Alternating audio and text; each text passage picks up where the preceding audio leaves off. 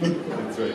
Yes. If Uganda is going to be independent, you can be independent yourself. But for us, not anything to do with the government of Togo. Another question is, did Newton Obote bring independence and freedom? Right. That is the question. Right. We're trying to show there were lots of arguments that weren't resolved in 62. Over here, we have a room about DP, which your party is now working closely with, as you know. So this room honors Benedicto Chimanuka, the founder of the Democratic Party. You will find this interesting. DP was the party of mostly Baganda Catholics. And its founder, Benedicto Chimanuka, was a very faithful Catholic who founded DP in the 50s, in 54, to protect the interests of, well, he's a kind of liberal Democrat. He wanted a more open political system. He's not really, he didn't regard the kings as being essential to Uganda's future. So he won an election in 1961. Doesn't seem like he just won his position. And was made Uganda's first chief minister in 1962. That's when he took the oath of office there. Here he is with the Archbishop of the Tanakh, Joseph Chimanuka. So he's one of the martyrs of the Catholic Church, another person you probably want to know. His first chief minister.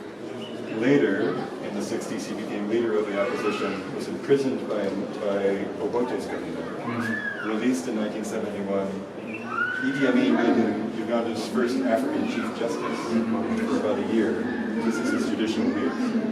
He used to be a and then he was murdered in 1972 by Amin's men, the first of many defendants who died in the hands of Amin's government.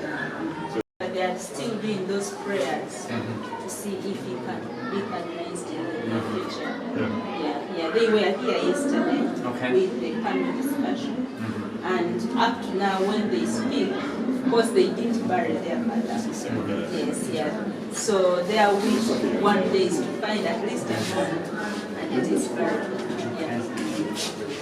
So that is the evolution of the weeks. Yes.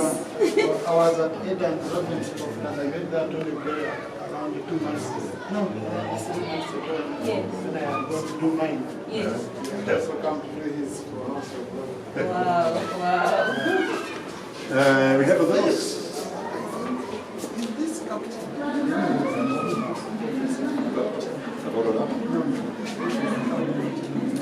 We captured the one we did a couple of years ago about the meeting.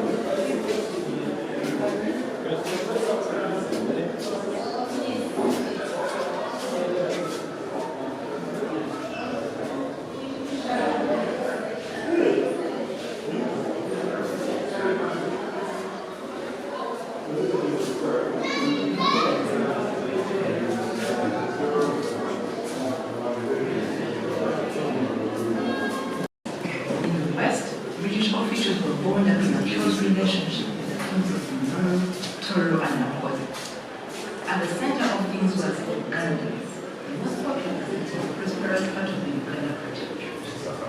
In 1900, Queen Victoria had sent an African to the Kabaka, the ruler of Uganda, guaranteeing the kingdom's internal sovereignty and securing the power and prestige of its monarchy.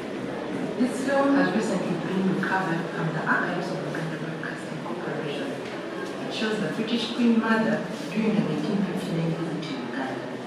By the time waiting in the wings though, at the edges of the receiving line that afternoon in 1959, was a young man recently returned from Kenya, where he had spent years working for an oil company. He had been elected as a member of the Legislative Council for Lamu District. His name was Newton Obote. Lord bless you. And he told told me that one of them helped him. He said these new independent countries have some leaders who have not been probably exposed to.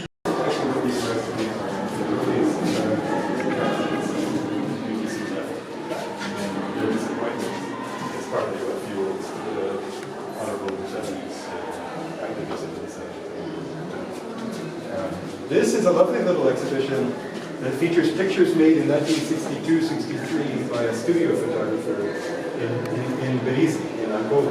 Oh, So he was there taking pictures of young people in those days. Actually, this Ugandan artist digitized the photographs from the studio and then found those people who had their pictures. So we kind of put them together. Ordered balance. And then the last bit here is about 1966. This is photographs from the beginning after Amin's men came and rushed the place. Professor, I don't know if you've been up to the Kate Kalaga's palace. No, I haven't. So you go, remember, this is what it looked like after Amin's men came and shot up the whole place. Mobote, by 66, was convinced that the Kalaga, the ruler of Uganda, was his enemy. So the army was employed to basically destroy the palace. The Kabaka went into exile, and Obote became a head of state. This is him sitting in the Kabaka's chair in November 1966 at the National Assembly. This is the first time he assumed the position as head of state. So that's how the meeting looks after this. When you go there today, this goes.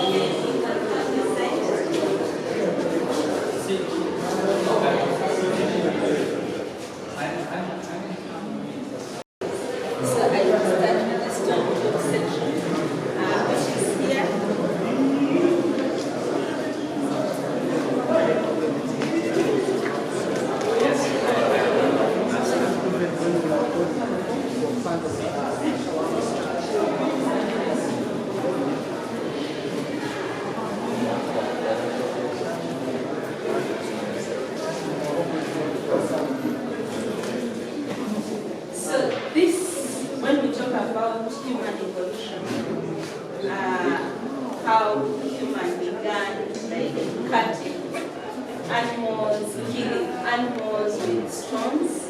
Here we talk about the early Stone Age, where we have the Arthurian, then we have the Middle Stone Age, which starts from about 200,000. The early Stone Age, Uganda, we start at 2.5 million years.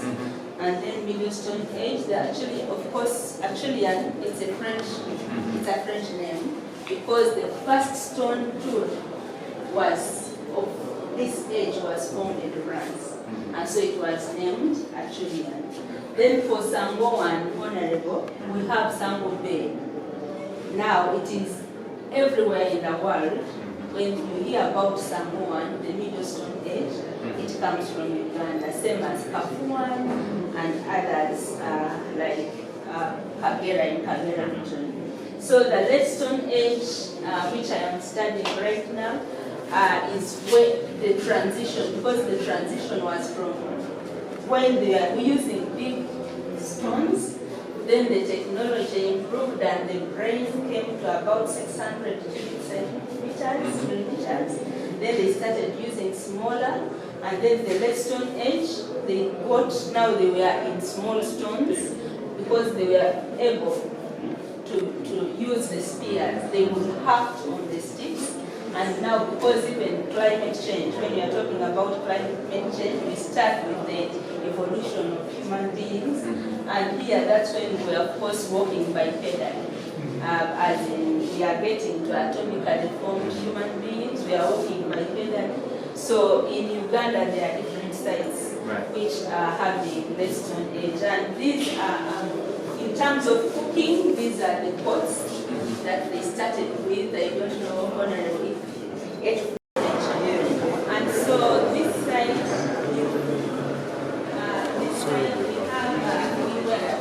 heard about the story of MUGARA. There was that conflict between the Uganda and Uganda. And so there was the Golden War. They had the Golden War.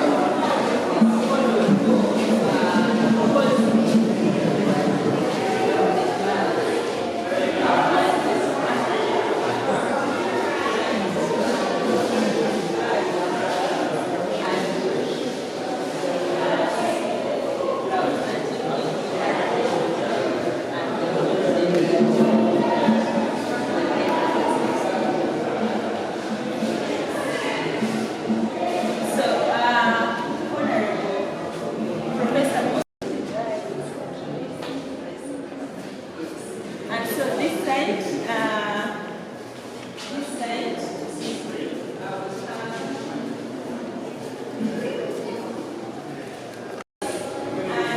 here we have the three kingdoms. We have the Hema, the Mugara, and the Uganda. This showing the traditional architecture, how it was. Yeah.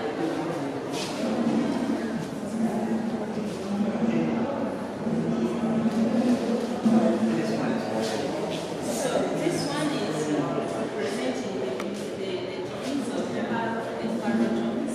So this part of it, because still it's part of what does.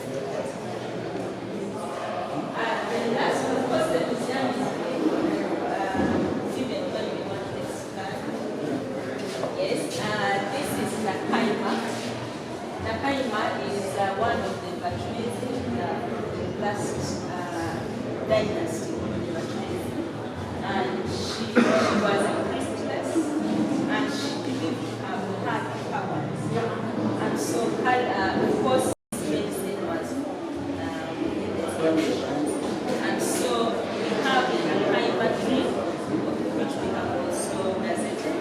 The Nakaima tree, and of course this tells about us about the dynasties that we have, the Batrese and the Batendisi, different kinds of histories that we have until we came to the band, and most of us now we are back. Of course, these people disappeared. They say they did die, but they disappeared. Yeah. So,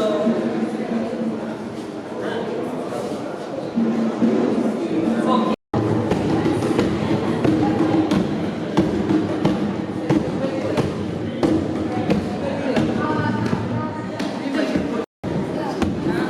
And maybe before we do the drumming, I just need to explain about this. Honorable, this is among the key items we have in British Museum. And this one.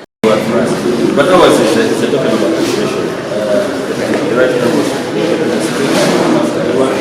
Professor Christian, of course our friend Peterson, the Commission and Museums, all of us in the fraternity. First of all, we are glad to have you here for this exhibition that will be going on until December. But of course, first of all, to thank you so much for the support you've given to the tourism sector, specifically to the Department of Museums. I know what we went through when we were on the 13th, when we were trying to pass the bill in Tulo, but you stood your ground and you actually explained to members of Parliament this bill better than us who owned it. And I can assure you, President, for your support, would have challenged having the schedule. So we appreciate and want to thank you so much. But it's also good that you looked around, you can see there's a lot of history, and like you advised, that it's important to patch it together so that there's one story, it's just one small volume. And I want to thank the partners that have put this together, Peterson and the team, and of course all the Ugandans that come here. We receive a number of students that come here every day in the thousands to learn about the history of this country. And that's why we say protecting these sites and heritage and artifacts is very important for us. So I want to thank you so much, sir. And this is a good message for us. We shall share as much as we can so that more Ugandans come. And we are encouraging the operators as well to put this as one of the key activities for tourists that come within the country. But also government is supporting us. We shall continue with a much bigger building here, museum, so that now we have something more attractive than what we have. So I want to thank government for the support, but thank Parliament, and we shall be coming back to support. Thank you so much. I'd like to invite you to make the program. Thank you. Our visitors,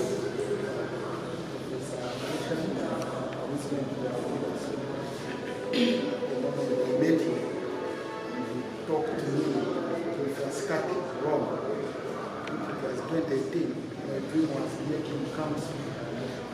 And I'm glad I'm achieving it tomorrow, so I'm having goosebumps. For tomorrow, for people to listen to this man of God, who has influenced. But you guys, very few of you, very few people in the world can invite a president to come and be on holiday with around 20 years. So recently, invited me to be among the facilitators, and we had some Christian leaders in Fatima, Portugal. And he surprised us by bringing the president of Hungary. And the president of Hungary came, and after she was even broke the bill. Yeah, you look and you say, person who can be trusted up to this level, from the top people in the White House, the presidents, the prime minister. But above all, he has reminded each and everyone that Africa is giving moral direction to the world. And the world should look to Africa for the world. But once the minister and the team in Uganda Museum, you're doing a great job. You're doing a great job. The scarce resources we will give you. When we come here as leaders, we see for ourselves. Sometimes this business of leaders making decisions when they are just in their offices, make decisions based on paper, based on reports, when we do not think for ourselves, then we end up losing them. And most of us who are making these decisions, when we travel the world, we visit museums in other parts of the world. On my itinerary, I visited this museum, I visited. But you find I've never come here to visit our own museum. So if we as leaders can't visit our own museum, who will visit? That's the question. Who will visit it? If we can't market it, if we can't know much about our country. So I want to thank Michigan University, Professor Peterson specifically, whom we've met very many times. And I know very passionate about Uganda and Africa. And I think he knows very few people know about the history of Uganda. Even us who know, we read his compilation of history. So I want to thank you for coming and supporting this exhibition, Uganda 60. And I want to encourage every Ugandan to come. I want to encourage my members of parliament to use recess. Use recess to come home. And even after we opened up, since you're going to run a big day over there, I'm going to encourage the administration of the open parliament to come and visit. And they run the history and see for themselves and go through the archives. You know, that's how we appreciate our country. The conflicts we've gone through. Even now, political parties are in conflict. They are fighting. Alliances are being made. You know, alliances are breaking. New ones being made. Finally, Professor, I have problems. I don't think I've seen you come much.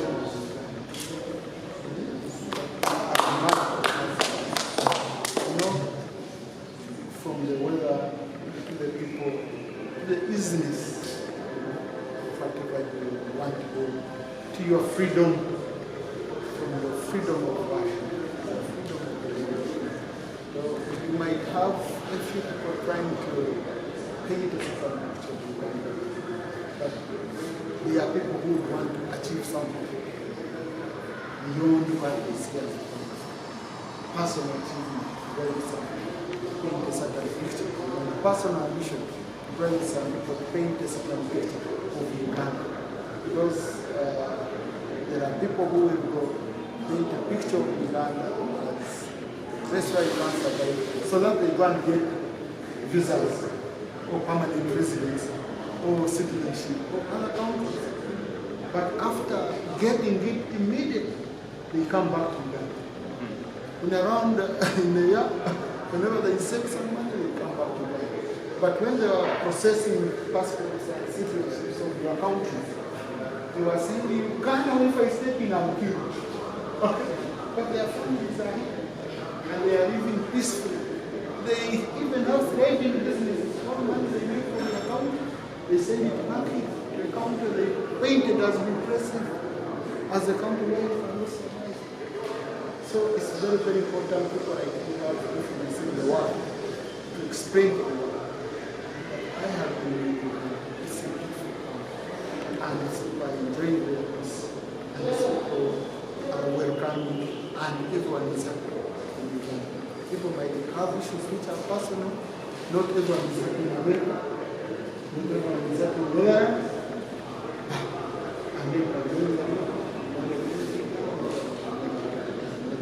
So we shall support you. We have just passed the museums of the monuments. I received a few petitions.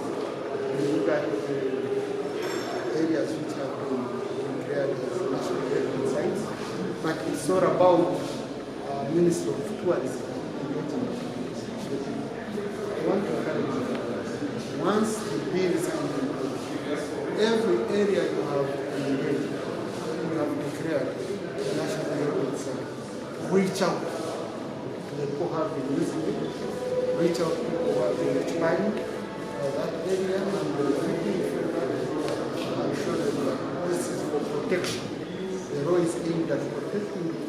But also if you protect it well and you develop it well, then you will even benefit more than what you benefit.